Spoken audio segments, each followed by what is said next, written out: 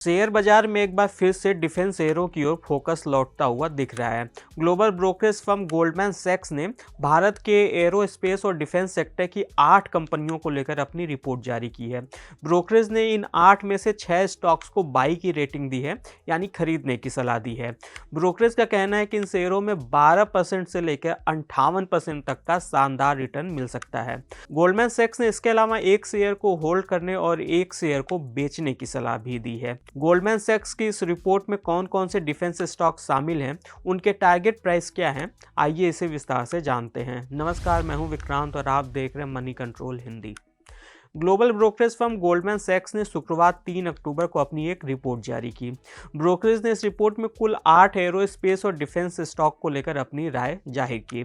इनमें से 6 स्टॉक्स को इसने बाई की रेटिंग दी है। इसमें Solar Industries, PTC Industries, Astra Microwave, Data Patterns, Azad Engineering और भारत इलेक्ट्रॉनिक्स के स्टॉक शामिल हैं। ब्रोकरेज का कहना है कि इन शेयरों में निवेशकों को 12% से लेकर 58% तक का रिटर्न मिल सकता है। अगर हम इनके टारगेट प्राइस की बात करें तो ब्रोकरेज फर्म सबसे अधिक बुलिश पीटीसी इंडस्ट्रीज के शेयरों पे है। पीटीसी इंडस्ट्रीज को इसने 24,725 रुपए के टारगेट प्राइस के साथ खरीदने की सलाह दी है। ये इसके शेयरों में बुधवार के बंद भाव से करीब 58% तक की तेजी का अनुमान है। इसके अलावा इसने सोलार इंडस्ट्रीज के शेयरों को 18,215 रुपए के टारगेट प्राइस के साथ खरीदने की सलाह दी है। ये इसके शेयरों में बुधवार के बंद भाव से करीब 36% तक की तेजी का अनुमान है। वहीं एस्ट्रा माइक्रोवेव के शेयर को गोल्डमैन सैक्स ने 1455 रुपए के टारगेट प्राइस के साथ खरीदने की सलाह दी है।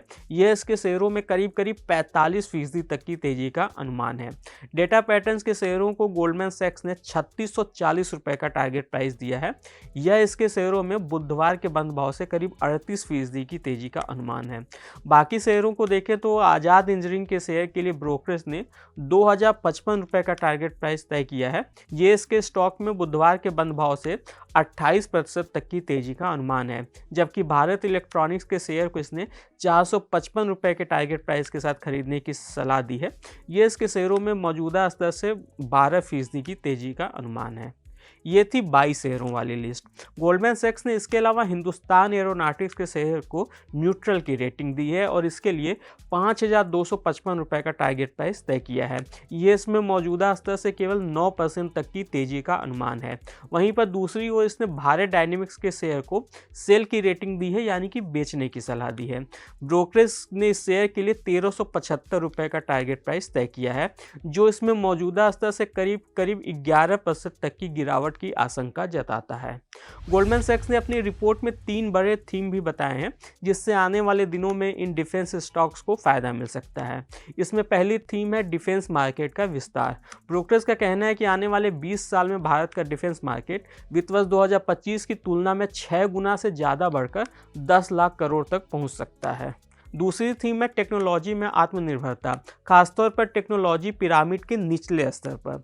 तीसरी थीम है डिफेंस एक्सपोर्ट्स में तेजी। ब्रोकरेज ने कहा कि सरकार ने वित्त वर्ष 2029 तक डिफेंस एक्सपोर्ट्स को 50,000 करोड़ रुपए तक ले जाने का टारगेट रखा है, जो कि अभी पिछले वित्त वर्ष तक महज 23,600 करोड़ रुपए था। गोल्डमैन सैक्स ने आगे कहा कि वह सरकारी कंपनियों की तुलना में प्राइवेट सेक्टर की डिफेंस कंपनियों को लेकर अधिक पॉजिटिव है।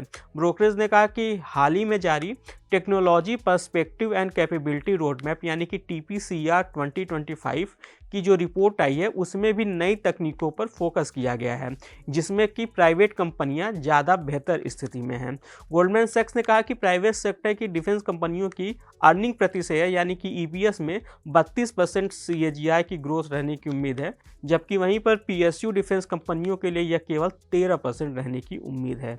ब्रोकरेज ने आगे कहा कि ग्लोबल स्तर पर डिफेंस खर्च में इजाफे से भी प्राइवेट कंपनियां अधिक फायदे में रह सकती हैं। आज के इस खास वीडियो में बस इतना ही। आपको यह जानकारी कैसी लगी हमें कमेंट कर जरूर बताइएगा। बिजनेस और स्टॉक मार्केट से जुड़ी ऐसी खबरों के लिए आप हमारी मनी कंट्रोल हिंदी की वेबसाइट को विजिट कर सकते हैं। इसके अलावा आप हमें यूट्यूब, फेसबुक, इंस्टाग्राम और एक्स यानी कि ट्विटर पर भी फॉलो कर सकते हैं। Thank you.